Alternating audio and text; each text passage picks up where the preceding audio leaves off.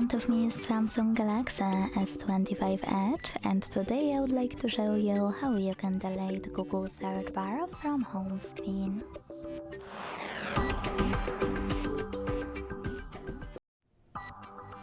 Begin by holding your search bar and waiting for the pop-up to show up.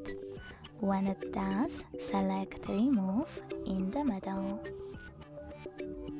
As you can see, after a couple of seconds, my search bar was successfully deleted.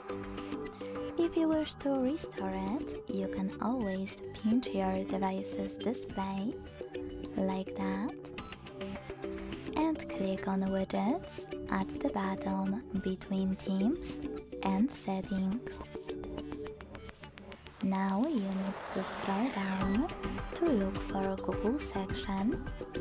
Click on it, look for search bar widget,